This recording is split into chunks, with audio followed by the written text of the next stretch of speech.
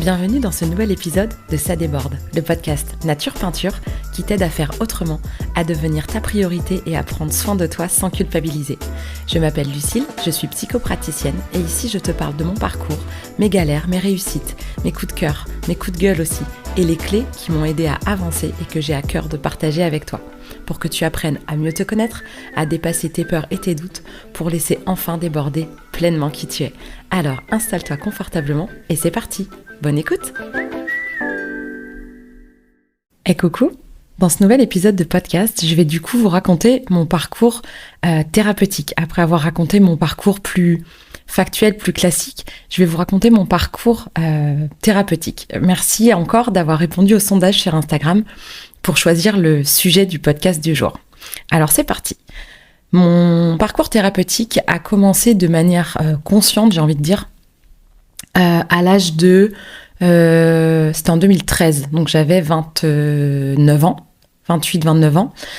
Et c'était à la suite de mon déménagement. Alors pourquoi je dis que c'est le début de mon parcours thérapeutique conscient ?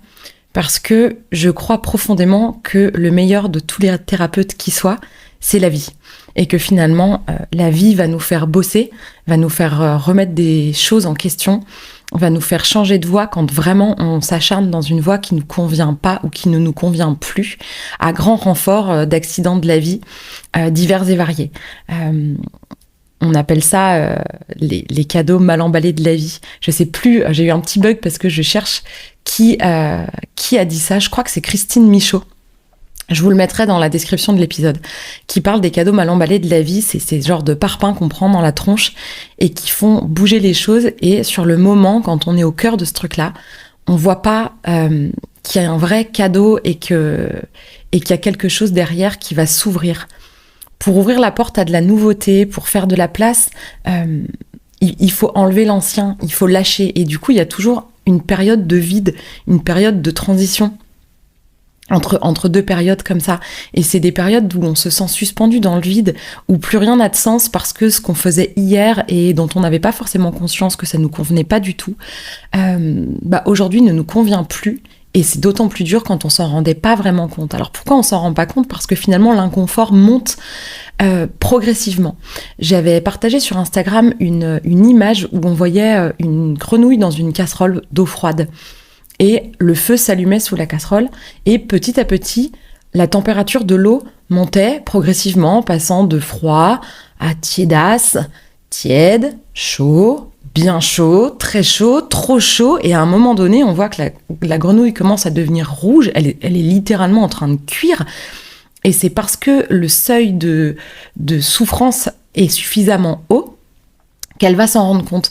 Et quand c'est progressif, on peut atteindre des sommets beaucoup trop hauts. Et cette grenouille, quand elle se rend compte qu'elle est en train de cuire et qu'il faut qu'elle sorte de cette casserole, qu'elle est en danger dans cet environnement dans lequel elle est, elle a plus assez d'énergie pour sortir de sa casserole. Parce qu'en fait, elle s'en est pas rendue compte, mais son corps a utilisé énormément d'énergie pour combattre en fait la chaleur qui montait.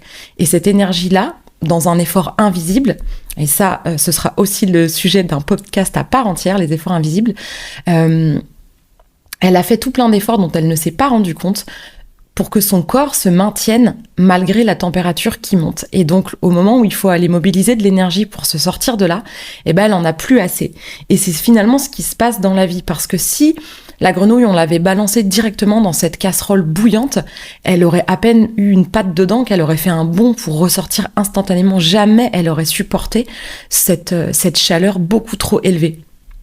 Dites-vous bien que dans la vie, c'est comme ça que ça se passe. C'est que on va s'habituer par survie, en fait, pour tout simplement survivre et s'adapter. On va faire avec des choses qui se mettent les unes sur les autres et qui, mises bout à bout, font qu'en fait, on est finalement dans un espèce d'enfer bouillonnant, sans trop s'en rendre compte, jusqu'au moment où ça pète. Alors ça va péter sous forme de burn-out, sous forme d'accident de voiture ou d'accident de la vie quelconque, ou de pétage de plomb en tout genre. Et là, on se demande ce qu'on a bien pu faire pour mériter ça. En réalité, c'est un super cadeau pour stopper la machine infernale dans laquelle on est sans même le savoir. Mais ça, c'est hyper dur de s'en rendre compte quand on a le nez dedans. Et c'est là où le travail thérapeutique, en général, commence parce que sous la pression de la vie qui se resserre comme un étau, il y a un moment donné où on s'en sort plus parce qu'on n'a plus les ressources pour sortir de sa putain de casserole bouillonnante. Et là, on a besoin de quelqu'un. Et l'idée, c'est dans un premier temps de baisser le feu, de reprendre des forces et ensuite de sortir de la casserole. Et de sentir qu'on a la force, l'énergie et le courage de sortir de la casserole qu'on connaît par cœur. Et qui a quelque chose de rassurant. C'est cette fameuse zone de confort qui, en fait, est pas du tout confortable. Donc voilà, en général, comment on commence un chemin de thérapie quand on n'a pas du tout conscience de ça ou quand on se dit que ça va, on gère. Voilà comment on commence par un gros truc, un élément déclencheur suffisamment fort pour se dire « Ok, j'y arrive pas tout seul, là, je vais faire quelque chose ». Mais on le fait pas de gaieté de cœur. Et pourtant, Dieu sait que ça fait du bien et qu'on devrait, moi je trouve, avoir une hygiène émotionnelle et énergétique au même titre qu'on se lave tous les jours ou au même titre qu'on va chez le dentiste régulièrement pour faire des tartres et ses dents, vérifier qu'on n'ait pas de caries, on n'est pas obligé d'attendre d'avoir un abcès purulent au fond de la bouche pour aller voir son dentiste ou d'avoir le dos complètement bloqué pour aller voir un ostéo. On pourrait aussi aller, je sais pas moi, une fois par an ou 2 fois par an ou tous les 6 mois ou tous les mois selon comment notre corps réagit, voir que tout va bien et ne pas attendre d'être au fin fond du gouffre pour se faire aider. Parce que dans ces moments-là, le praticien va intervenir sur la crise. Et finalement, quand la crise est passée, on reprend sa vie, alors que l'idée, ce serait de creuser et de mettre en place des choses, de changer peut-être des habitudes par rapport, je pense, au dos, de peut-être apprendre à se pencher en pliant les genoux au lieu de se pencher en avant, par exemple, et de venir comme ça, petit à petit, corriger des gestes et des façons de faire au quotidien qui viendraient apporter un confort de longue durée. Mais souvent, nos modes de protection, c'est parce qu'on a besoin d'un confort ou d'une protection immédiate. Donc, on va mettre en place des choses qui vont très bien fonctionner. Et puis, le temps passant, ce réflexe qui va du coup s'appliquer à toutes les situations va s'avérer pas forcément efficace tout le temps. Et puis, en plus, l'environnement bouge. Nous-mêmes, on évolue. On n'est pas les mêmes personnes à 5 ans qu'à 10, qu'à 15, qu'à 20, qu'à 30, etc. Et donc finalement, les ressources et notre manière de nous positionner, de nous mobiliser évoluent. Mais pour que de nouvelles façons de faire émergent, il faut faire de la place pour les anciens modèles. Et il y a un moment donné où il faut bien sortir de sa vieille armure toute rouillée, qu'on supporte plus d'avoir sur le dos parce que finalement, on prend plus des flèches dans la figure parce que disons que les difficultés arrivent par un autre biais, mais par contre l'armure elle est toujours là et à force d'être inutile, elle devient carrément toxique. Ça c'est un truc que je dis souvent, ce qui était salvateur hier finit toujours par devenir toxique parce que tout bouge, tout change. C'est la sacro-sainte loi de l'impermanence des choses. Mais pour pouvoir mettre en place un autre mode de protection, il faut apprendre à lâcher, déjà à identifier celui qu'on porte sur le dos et à le lâcher progressivement, mais sans se juger et avec beaucoup d'indulgence et beaucoup de patience. Et pour moi, la thérapie, c'est vraiment quelque chose qui vient apprendre à mieux se connaître pour être indulgent avec soi-même. Parce que le pire de tous les bourreaux que vous croiserez jamais dans votre vie, c'est vous-même. On est tellement dur avec soi-même, c'est un truc de dingue. Bon, je me suis un peu égarée sur le principe général, en tout cas, de la thérapie. Et je vais vous raconter comment moi, je suis arrivée à me confronter à devoir faire une thérapie et par quelle porte j'y suis entrée. J'y suis donc entrée par la porte du corps, comme beaucoup, puisque l'information se densifie.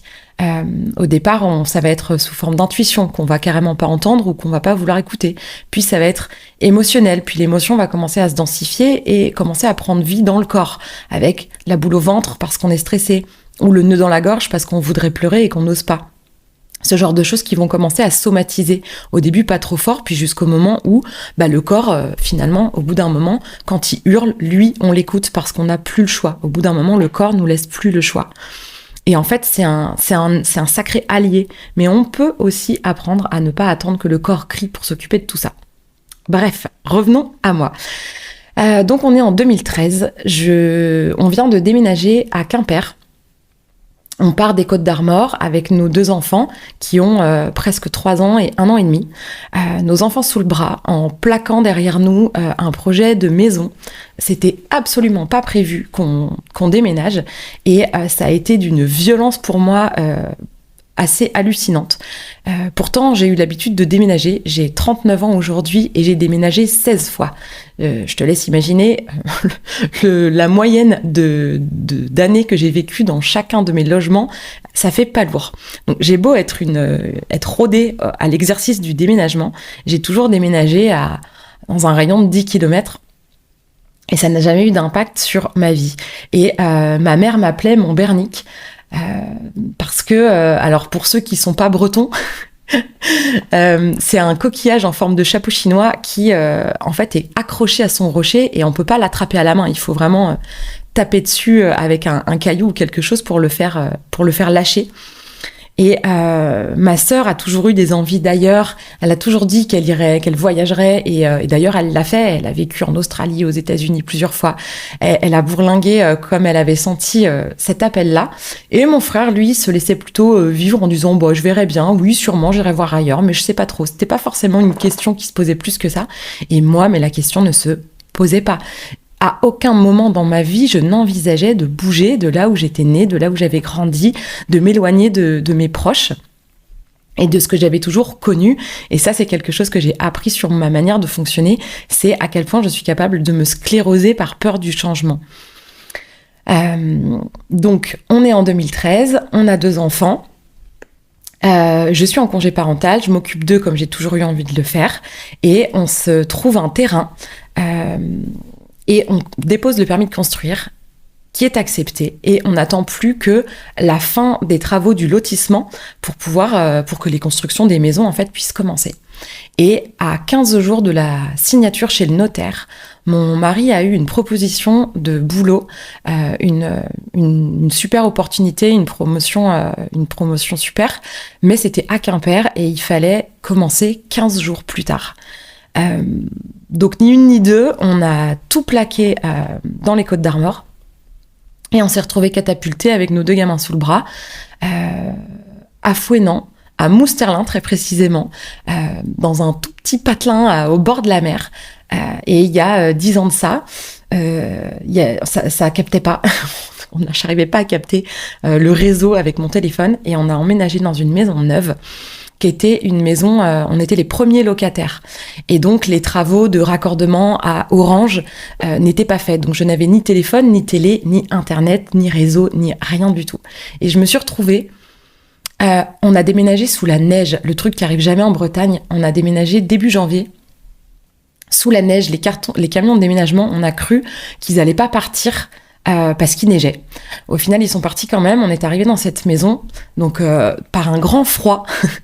et je me suis retrouvée seule avec mes 2 enfants, loin de tout ce que j'ai toujours connu, loin de mes proches, loin de ma famille, loin de mes amis, toute seule dans cette maison avec mes 2 enfants et mon mari qui, pendant cette période transitoire, travaillait encore à Morlaix. Donc, Morlaix-Fouesnant, ça fait quand même une bonne trotte, on est à pas loin d'1 heure de route, donc il partait très tôt le matin, il rentrait très tard le soir, c'était l'hiver, il faisait nuit à 17h, 18h max.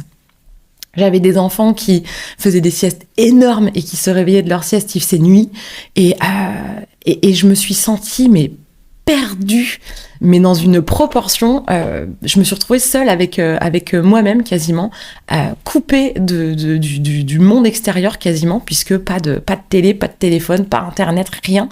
Ouais, c'est même pas, c'est pas une impression, j'étais vraiment coupée du monde, et je me suis retrouvée seule. Et ça a été super dur. Mon 2e enfant, mon fils, avait 13 mois à cette époque-là.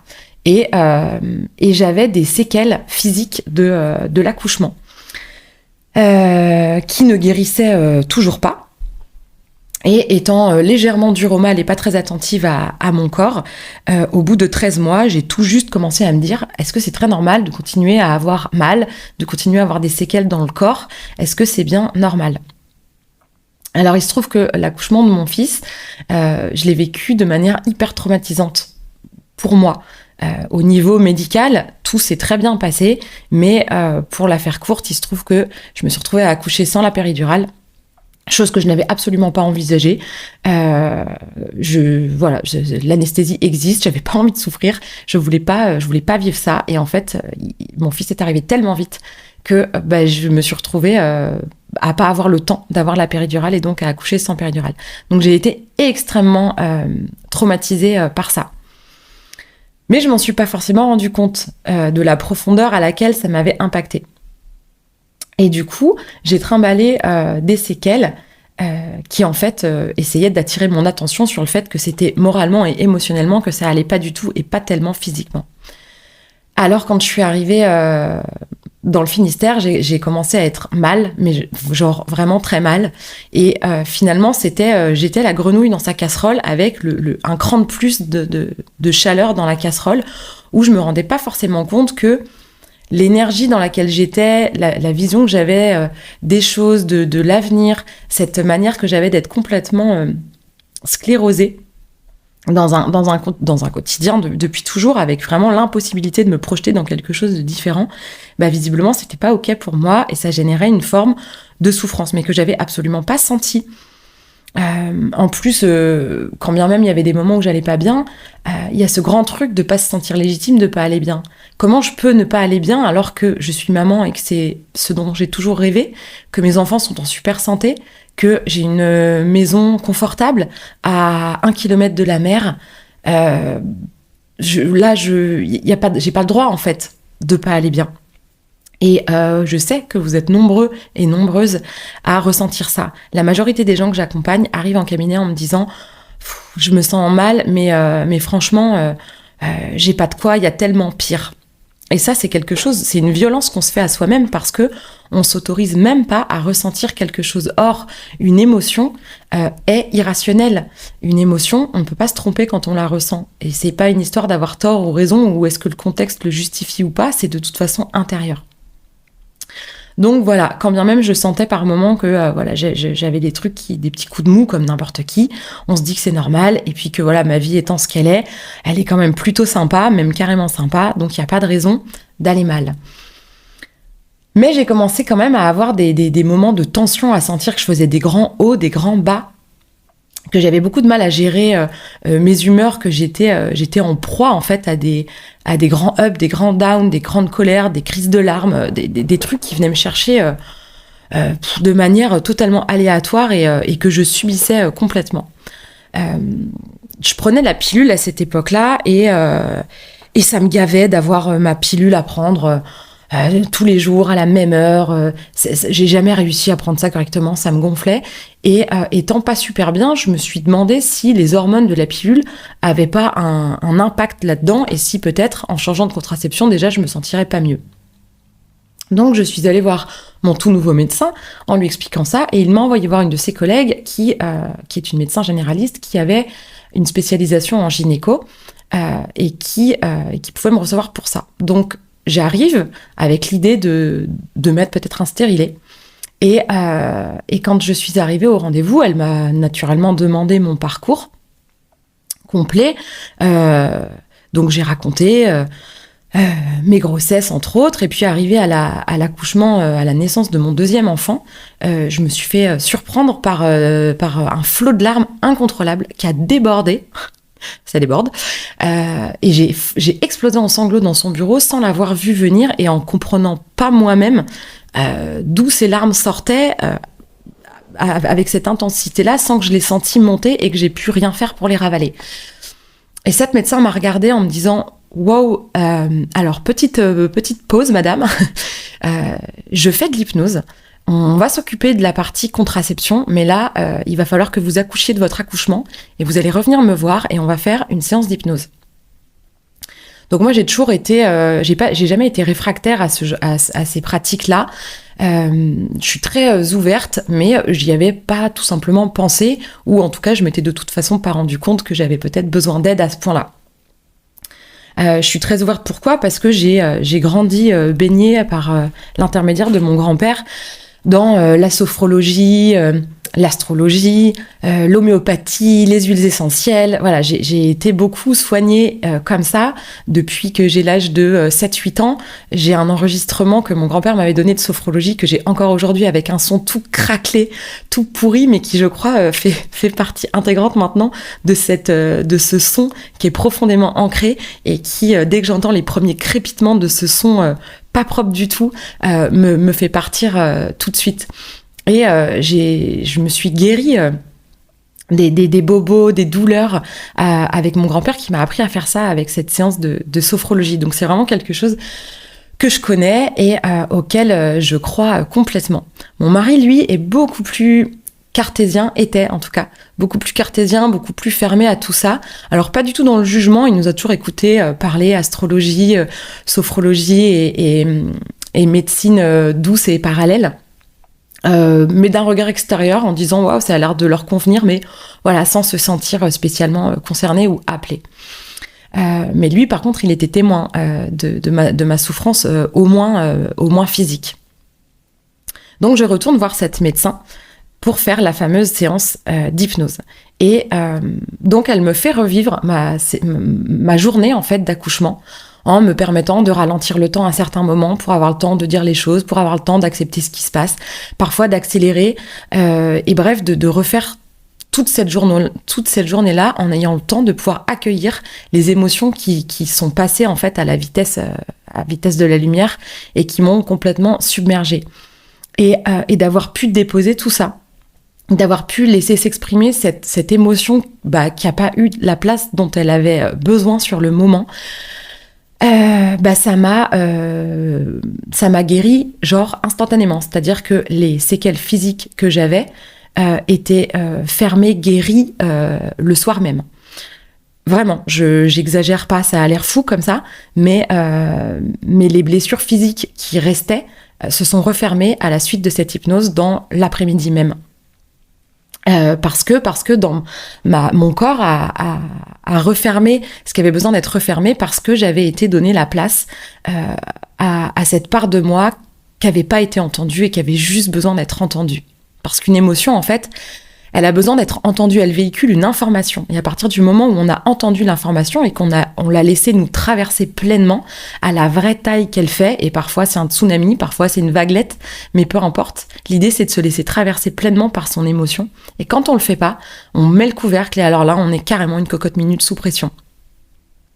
Donc voilà comment j'ai commencé, comment je suis entrée dans la thérapie et la conscience de waouh, il y a peut-être des trucs qu'il va falloir aller creuser. Et cette médecin, quand je suis retournée la voir et que je lui ai dit que voilà, c'était guéri incroyablement, elle m'a dit j'espère que vous avez bien compris que c'est que le début et que ça c'était juste une porte d'entrée, mais maintenant on va approfondir. Et j'ai commencé avec cette médecin généraliste.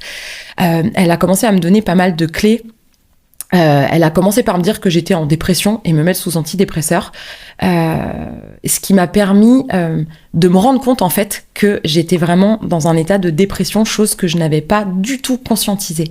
Et quand j'ai vu la différence de comportement et le calme avec lequel j'accueillais les différentes vagues émotionnelles allant de mon fils de 1 an et demi qui fait tomber un verre d'eau à j'ai perdu mes clés, à des trucs plus graves qui étaient des drames pour moi. Et d'un seul coup, avec cet antidépresseur, je me suis retrouvée beaucoup plus lisse. Je sentais cette espèce de colère me monter. Quand je trouvais pas mes clés, par exemple, je sentais la boule de colère me monter dans la poitrine. Et d'habitude, je sentais descendre dans mes bras, enfin toute cette colère qui monte et qui fait mal dans le corps, et qu'en fait, une fois que ça a généré cette colère, il faut absolument qu'elle sorte, parce que sinon, on s'explose de l'intérieur. Mais c'est pas une solution en soi que de toujours évacuer. Enfin si, bien sûr que si, quand la colère est montée, il faut absolument la laisser sortir. Pas sur les autres, c'est mieux. Dans un coussin ou en hurlant dans sa bagnole ou en allant courir comme un dératé, ça permet d'évacuer ces montées comme ça émotionnelles plutôt que de les faire retomber sur les autres ou de se les retourner contre soi en les gardant un peu plus dans la cocotte minute. Mais l'idée, c'est d'aller à la source de cette colère et de voir qu'est-ce qui fait que ça monte à ce point-là. Et donc j'ai découvert que quand ça montait pas, c'était quand même hyper confortable. Donc ça m'a permis de découvrir de manière chimique et artificielle ce que ça pouvait donner quand j'étais intérieurement plus apaisée, et aussi de me rendre compte à quel point j'étais pas apaisée finalement. Donc pendant à peu près 1 an, j'ai pris cet antidépresseur, et puis j'ai commencé à prendre les cachets n'importe comment parce que j'en avais plus besoin, et tout naturellement j'ai arrêté. Et en fait, dans cette période-là où j'avais retrouvé du coup de l'énergie parce que encore une fois chimiquement, j'avais récupéré de l'énergie parce que j'étais plus complètement submergée par mes émotions, et j'ai pu commencer un travail thérapeutique pour justement aller à la source de ces choses-là, et pour pouvoir trouver cet apaisement sans aucune aide extérieure chimique. Donc très rapidement, cette médecin généraliste qui avait vraiment une appétence pour les arcanes des émotions et de la psychologie a vite passé le flambeau à un thérapeute qu'elle m'a recommandé, qui est du côté de Lorient, à Lanester, qui s'appelle Yann Cano. Et Yann, du coup, m'a accompagnée, a été mon thérapeute pendant des années. Il m'a aidé à revisiter mon enfance, à apprendre à me connaître, à justement connaître ces fameux mécanismes de protection qui sont les miens, à voir les réflexes qui sont les miens, à comprendre mes différents enjeux à travers l'astrologie entre autres, mais pas que, et à aller revisiter comme ça des morceaux émotionnels à travers l'hypnose. Et ma vie s'est petit à petit transformée. Donc à cette époque-là, quand j'ai commencé ça, donc je venais de déménager, et dans la foulée, assez rapidement, en 2014-2015, j'ai repris le travail, donc dans la fameuse entreprise où ça s'est si mal passé. Donc là, Yann était très présent, j'avais beaucoup de rendez-vous avec lui parce que je ne pouvais pas traverser ça sans aide. J'aurais pété un câble. Déjà, ceux qui se souviennent de l'état dans lequel j'étais sur ces 2 années-là, je m'excuse une fois de plus parce que j'ai vraiment été un enfer, mais qui était à la hauteur de mes enfers intérieurs finalement, mais qui, comme un jeu de quilles, en fait, j'ai vu une image comme ça hier, que le burn-out, c'était comme un bowling, où en fait la boule du burn-out arrive, fait tomber une quille qui est nous, puis finalement ça embarque les autres quilles autour, ça a des dommages collatéraux. Bah là c'est un peu pareil. Donc j'ai été beaucoup accompagnée, et ça m'a aidé à mettre du sens, à prendre du recul, à comprendre que quand c'est difficile, qu'est-ce qu'on peut en retirer ? Typiquement, c'est grâce à tout ce que je travaillais en parallèle avec Yann que j'ai réussi à dépasser la trouille que j'avais de me positionner, à me rendre compte que j'avais un aplomb incroyable quand je me sentais lésée, quand il y avait des choses pas légales qui se passaient, que j'étais capable aussi de m'entourer d'avocats et de l'inspection du travail pour faire les choses correctement, pour avoir gain de cause dans tout ce qui était les points légaux, plutôt illégaux d'ailleurs. Voilà, de pouvoir me mobiliser moi, d'accepter d'aller chercher de l'aide d'un thérapeute, l'aide de professionnels de la loi, l'aide de mes collègues, l'aide de mes proches. Et en fait, demander de l'aide, c'est pas une preuve de faiblesse, au contraire, c'est vraiment une preuve de grande force et d'humilité finalement, parce que personne nous a demandé de se démerder tout seul. On n'est pas fait pour vivre tout seul, et on n'est pas venu pour se flageller tout seul et pour se dire que si on n'arrive pas à le faire soi-même, c'est qu'on mérite pas, ou que ça doit être absolument difficile, et que ce sera la moindre des choses que de payer le prix de, je sais pas moi, l'arrogance d'avoir voulu faire un truc hors de notre portée en étant dans une grande souffrance. Bah non, c'est pas comme ça que ça marche. Demander de l'aide, s'apporter du confort dans des choses qui sont déjà difficiles. Imaginez que votre maison commence à avoir les murs qui se piquent d'humidité par le bas, et que vous avez une cave. Et ben vous voyez bien que la maison est en train il y a de l'humidité qui monte par capillarité dans les murs, et qu'il va falloir aller voir à la cave qu'est-ce qui se passe.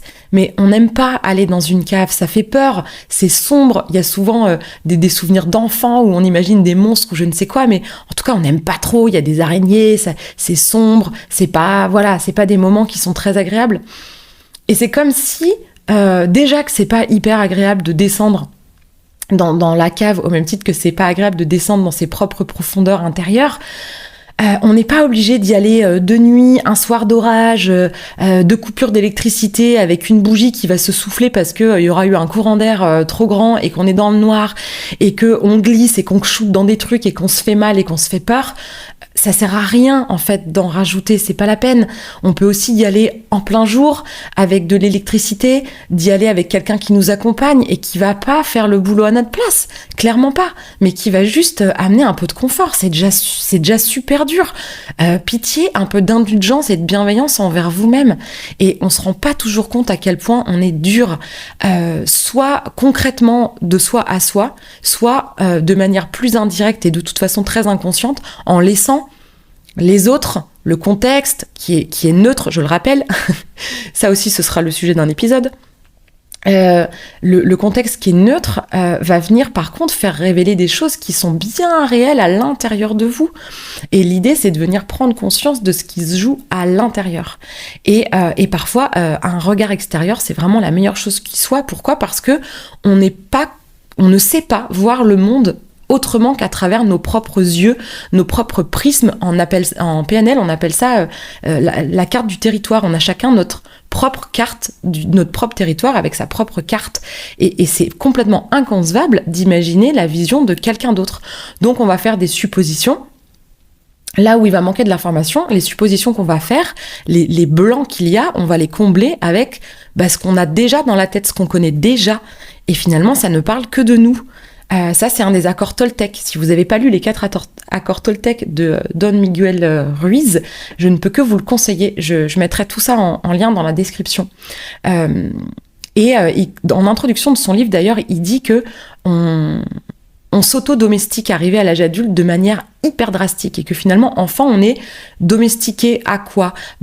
Aux valeurs de la famille, ensuite aux valeurs de l'école, de la société dans laquelle on vit, etc. Et c'est pas un jugement, c'est ni bien ni mal, c'est juste qu'il faut prendre conscience que notre manière de voir est pétrie de notre environnement finalement. Et on n'a pas la même mentalité en France en 2024 que en France en 1870, que dans un autre pays même actuellement, que ce soit aux États-Unis, au fin fond du Groenland, en Australie, en 2024, tout le monde n'a pas la même vision des choses. Et dans l'absolu, personne n'a tort et personne n'a raison. Mais l'idée, c'est de venir comprendre quelle est notre part à nous, qu'est-ce qui résonne à l'intérieur de nous, parce que ce pourquoi, l'endroit où on va pouvoir avoir un champ d'action, une capacité à faire quelque chose, c'est les morceaux de l'histoire qui nous appartiennent à nous.